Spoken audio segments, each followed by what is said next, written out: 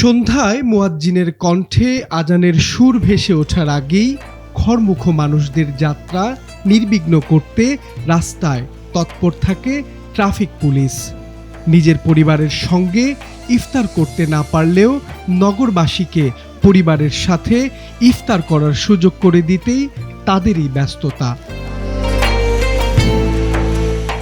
রাজধানী ঢাকার অন্যতম ব্যস্ততম সড়ক কারওয়ান বাজার। ইফতারের আর মাত্র কয়েক মিনিট বাকি। মানুষ যখন ঘরে ফেরার তাড়ায়, তখন সড়কের মাঝখানে দাঁড়িয়ে সিগন্যাল সামলাচ্ছেন ট্রাফিক কনস্টেবল আক্তার। আক্তারের চাকরির বয়স প্রায় ৩০ বছর। রমজানের অসংখ্য দিন তার কেটেছে ঠিক এভাবেই। রোজা রেখে যানজট সামলানো তো আছেই, ইফতারও ঠিকভাবে করতে পারেন না। একটা খেজুর মুখে দিয়েই আবারও নেমে পড়েন সড়কে। কাজের দায়িত্বটা আমাদের করতেই হবে। পারিবারিক দিক দিয়ে যদিও অনুভব থাকে যে আমরা পরিবারের সাথে ইফতার করব, তবু সম্ভব হয় না।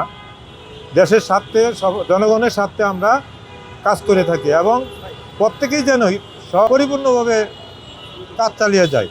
ইনশাল্লাহ এইভাবে চেষ্টা করব প্রতি রমজানটাই যেন মানুষ প্রত্যেকেই যেন স্ব করে ইফতার করতে পারে। খারাপ তো কিছু অনুভূতি হবে, হলে তো করার কিছু নেই। সেই তাদেরকেও ত্যাগ করতে হয়, আমাদেরও ত্যাগ করতে হয়। চাকরির বয়স প্রায় ৩০ বছর, বেশিরভাগ সময় আমরা বাইরে ইফতার করতে হয়। শুধু আক্তার নন, রাজধানীর প্রতিটি গুরুত্বপূর্ণ মোড়ে একই দৃশ্য। আজানের মুহূর্তেও অনেক ট্রাফিক পুলিশ দাঁড়িয়ে থাকেন রাস্তায়। কখনো পানির বোতল আর খেজুর দিয়েই সড়কের মাঝে দাঁড়িয়ে সেরে নিতে হয় ইফতার। প্রতিদিনই মা ফোন দেয়, ফোন দিয়ে বলে যায় বাবা কি করো, ইফতার কোথায় করতেছ। বলি না, মাকে বলি না। ওই দিন মা দেখে ফেলছে, এটা ইন্টারভিউ দেখে ফেলছে আমি বাইরে পানি খাচ্ছি। তো আজ কালকে ফোন দিয়ে বলতেছে আমি ইফতার করতে পারি না, মা ইফতার করতে পারি না। আসলে মার মন তো, মার মন মানে না।